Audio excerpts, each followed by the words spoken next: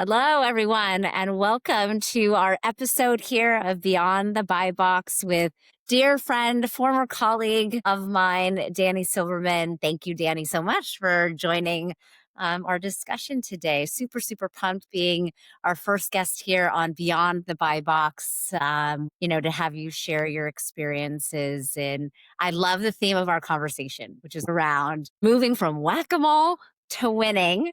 Yeah. And really, as we kick off this community, our intention is really to help folks, whether you're sitting on the agency side, whether you're sitting on the brand manufacturer side, or even the retail partners out there, that all are in spirit of helping us build brands and maintaining all of the integrity and the work that all of us put behind creating these experiences with consumers. So, Danny, with your, background in a variety of different roles, over, 20 years experience here in the industry, coming from the brand side at J&J, holding VP GM roles and leading businesses in the digital space with Spotlight, Edge by Essential, Clavis.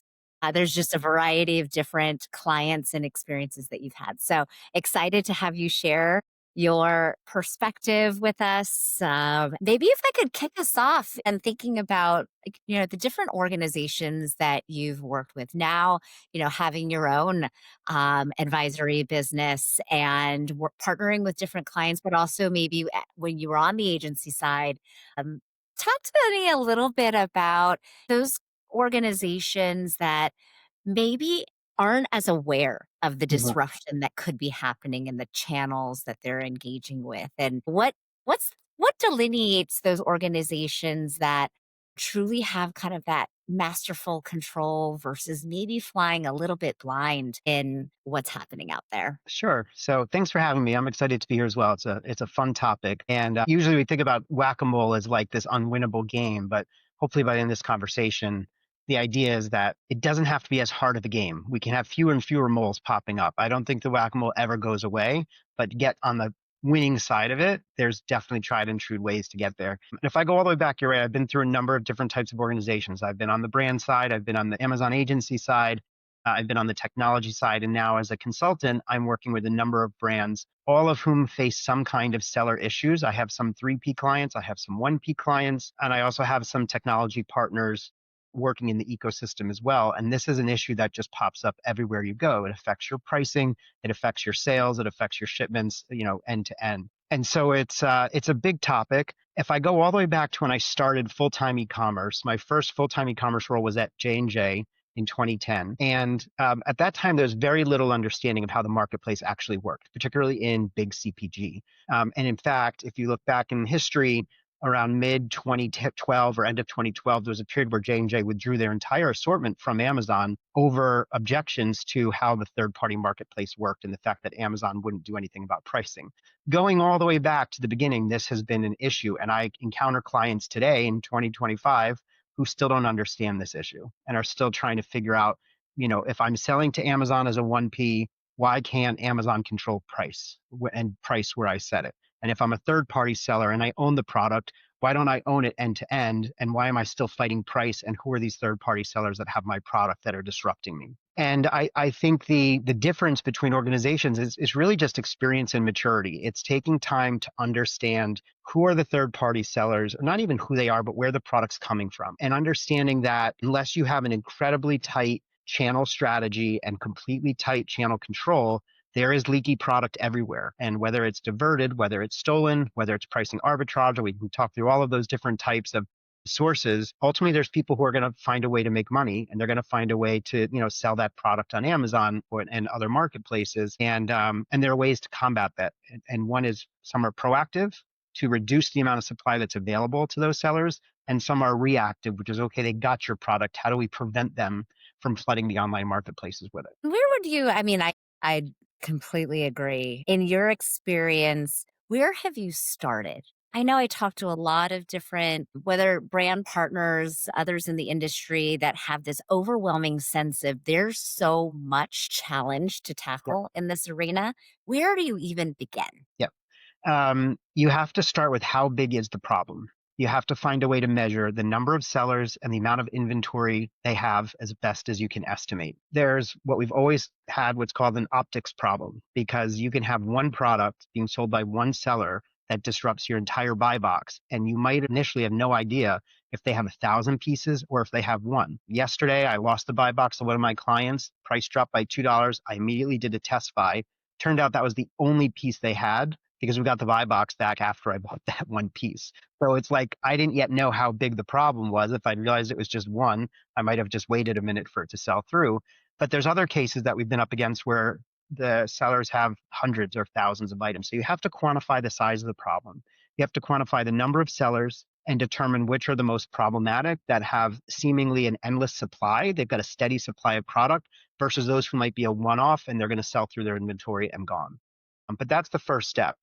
Otherwise, you're going to be talking to management and you're going to be guessing and you'll have no idea whether this is really something you need to invest resources in or whether it's a very small problem that is going to go away, which I'm not sure it ever does completely on its Yeah. own. But that's where you start. Awesome. Yeah. And, so that you're speaking a lot to sort of the visibility um, and the metrics, the firm metrics behind the size of the problem in order to where to target the challenge. I know a lot of organizations have, or maybe exploring or wish they had policies in place that allowed them to gain back a level, maintaining a level of control and minimizing disruption, Mhm. especially, when it just gets back to the brand experience and how it's presented in online marketplaces can Yeah, be a wide variety depending on the number of listings and sellers that are representing those brands. I'm curious, your perspective on the role of policies. mhm. Can a brand that may feel like, okay, I have wide distribution, I have a lot of my assortment in a variety of channels, and we've been here for a while. This Yeah, challenge, as you mentioned, 2012 back at J&J, and that these still exist. What is your perspective on, size of business, duration of challenge, and, what is the role of policies sure. strategy in this? Yeah, absolutely. There was a time, especially earlier in this whole timeline of e-commerce and Amazon and marketplaces, where it felt like if you were what I would call a mass distributed brand, where a manufacturer who will take a purchase order from anyone who meets the minimums and has distributors who are then selling to a long tail of resellers, and then you say to them, you need a MAP policy or you need an authorized seller policy. They'll laugh you out of the room. Like, how could I possibly get control of these hundreds or thousands of sellers and distributors. Plus, what about the customers who are good customers and are selling online? Do I really want to block them and shut them down? And so they just sort of turn a blind eye and try and figure other ways to try and combat it. At the end of the day, in all of my years of looking at this, I've only seen sales policies as being the truly most effective policy or way to deal reactively, the most effective way to deal with reactive issues. It is absolutely possible to get control. It is absolutely possible to set a policy that says only we are authorized to sell online. No one else, you, Mr. Customer, Mrs. Customer, are not authorized to sell online without our explicit permission. And maybe there's exceptions. Maybe there's different steps that you take along the way for certain customers. But by and large, I recently heard a lawyer use these really smart words. They said, we want to make what is currently legal illegal, right? Because for sale doctrine, if I own a product, I have a right to sell it. And so what you need to do is set a sales policy that says that just because you have it, you actually don't have permission to sell it on online marketplaces. And it's become a very established policy. Most major retailers actually welcome them because they see it as the brand taking control of their own products and it helps them with their own .com properties. So setting up an authorized seller policy absolutely works. And it can be probably the most effective way that you can go after when you have a really long tail of sellers that are really problematic. It's really the only way to give yourself legal teeth to be able to go after them. Coming from some large, manufacturers myself that had MAP policies can very much appreciate, a lot of it is also comes down to fairness and equity and how you're enforcing those policies. I worked very closely with an existing brand and, the role that I'm in now on the agency side here. And really fascinating, I'll call it hack slash pro tip out there to Mhm. our community members for those unauthorized long tail that they might not have the direct access to communicate with, that on their manufacturer site in a consumer experience section and in the manufacturing guarantee section, they had a consumer warning that clearly also spelled out here are the partners that are authorized, that we can trust that this is legitimate product, that it is not damaged, and had all the quality measures, and then called out those resellers that were known challenges that were providing experiences that were not good. And I thought it was just really fascinating. They use data and insights, as you were mentioning, to kind of call those folks out to draw attention from consumers that warranted going to their website to just learn Yeah. more about their product. So another kind of interesting angle of policy that's Mhm. more of a guideline, but speaking directly to the consumer, which I thought was a really slick kind of Yeah. strategy. Yeah, it's very smart. It's very smart. And typically, you want some kind of a consumer facing statement that supports those sales policies. So, if and when the product shows up, like that version is a really cool version where it's more like, hey, consumer, you need to be aware who you're buying from. There's also a version of it which is, I bought it and I've got a problem with the product. And the satisfaction policy also reflects the sales policy, which is if you buy it from these authorized sellers, we might not be able to honor the product warranty. Ultimately, you want to help your consumer. You don't want to kind of take that direction, but you have to have those customer satisfaction policies that back up the sales policies. They have to be aligned for it to work. Absolutely. And talk to me a little bit about mindset. Hmm. So I know that in moving, depending on the stance that any of us could be sitting in today, very much I think common probably stance is you're coming from behind and you're Hmm. playing kind of chase. So this whack-a-mole factor. Others might be newer, getting their footing and starting to see a little bit of activity and Hmm. kind of control around the buy box getting a little bit slippery and maybe in a position to be more forward looking and proactive. I'm curious, any advice or experiences you've had in working with brands or organizations and like that mindset of shifting from that firefighting to more strategic channel management and some of those tactics that you feel like are, table stakes to make that Yeah. shift. Yeah. I mean, from a sort of, from one end to the other, the very first place to start, where we always want to start, is who's most disruptive to your buy box. And there's a very scrappy things you can do right out of the gate, which is just contacting these sellers and saying, hey, you're not authorized to sell. And there are cease and desist letters. Some of them have no legal standing whatsoever. Some of them, if you have a proper sales policy, an authorized seller policy, it's enough to stand on. There's a long tail of sellers who will run away. They don't want to deal with any kind of legal headaches. They will see the cease and desist and say, this brand is serious about it. I'm out. Then there's a body of sellers, usually the larger ones, who know their legal rights and know where the line is on when they can keep going and when they've come up on a brand that actually has protected themselves. And so that's sort of like the basic place to start, is a cease and desist letter from your legal team and somebody who's willing to send them. And I've often just sent them straight through the marketplace portal. Find the seller contact information and send it straight through there. Here's the listing, here's your violation, here's the letter. And that can be very effective. That's like your entry point. From there, you're going to probably want some kind of a partner who's going to help, who's going to work with you. It can depend on the size and scale of the problem. But there's three areas where you want a partner to help you. One is the analytics, which I already mentioned. You want to know how big is the problem, who these sellers are, and really good partners like Patu have databases of these sellers and can look, say, we know this. This is somebody we recognize. And there's certain sellers out there that are known diverters and very problematic for all brands that are particularly in the CPG space, as an example. And then the next step is helping you with that outreach, those letters, those communications. And then there's outright enforcement, which is helping you with updating your legal policy, your sales policy, and then getting into true legal enforcement beyond just sending cease and desist letters. So I think there's a point where, depending on the size of your problem, you can tackle it on your own. And I have some very small clients who have ironclad sales policies, and it makes it incredibly easy to be scrappy and work without a partner. But I also have, even with my smaller clients, a long tail of sellers that we don't have the time to go after every single one of them, where having a partner who can do that on your behalf will help you keep that channel clean for the long run. Just depends on what your priorities are. In some cases, it's I just want to get rid of the sellers who are selling below my price so I can get the buy box back. And others are like, I want a totally clean channel. And I think if you want a completely clean channel, having a partner is critical for that. Awesome. Yeah, I'm reflecting on as you're, sharing that, I'm reflecting on my starting point when I moved from retail side at Walmart.com over to J&J on the consumer sort of brand side. And it is really eye-opening once you just have the data to see Yes. that I Yes. I just completely agree with, that step one of like visibility. What do we have working with us? Yeah.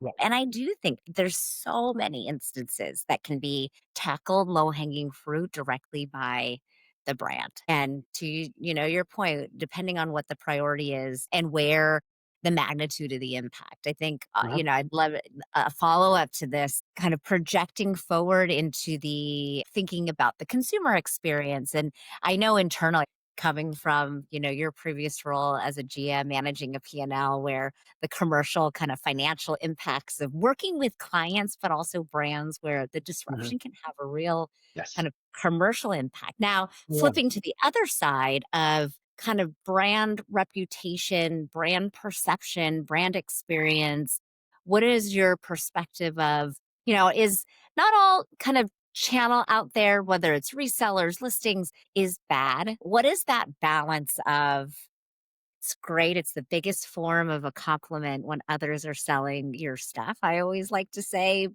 But then it's when the commercial side of it really impacts. But, from a consumer lens, like what really matters? And what Yeah. what can make you think different and maybe lose a little bit of trust in that brand as a result of just a Yeah. lot out there? Yeah. So at the most extreme, what we haven't talked at all about is counterfeits. And when consumers start receiving products that are obviously counterfeited, that can be incredibly disruptive to brand trust. And am I going to order again from that online retailer? Am I ever going to buy the brand again? That can be a big issue. I think the second area is if the product is damaged or used. There's so much product going through these marketplaces that were intended to be destroyed or returned, and it's generally called reverse distribution, and leaks in the reverse distribution chain resulted in product that was short dated, expired, damaged, broken, and it's being resold as new product.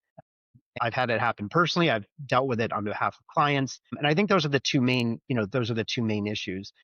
There's lots of sellers out there that are selling perfectly clean product. It was bought legitimately or bought through channels that the brand is aware of. And it might not be where the brand intended for it to end up, but it was absolutely obtained through the right channels and they're able to sell it. And maybe they just had the listing there for those days where you lose the buy box because you ran out of product or you're having a supply chain problem. And then it is that's the Amazon flywheel, is having endless selection, but also backup sellers so that even if you run out, there's somebody else there that's ready to sell it because they have some inventory on hand. Those are probably the hardest ones, I think, because it is good, clean product. And you have a financial concern from the point of view of the manufacturer, which is literally had this conversation with a client this morning, which is if I stop, if I say the third party marketplace is worth this much money and I'm going to recoup 60% of that into my 1P or my direct 3P sales at the company level, the CEO, CFO level, nothing has changed. All that Hmm. happened was the product moved from selling through whatever those unintended channels were into a known channel. So you have more channel control,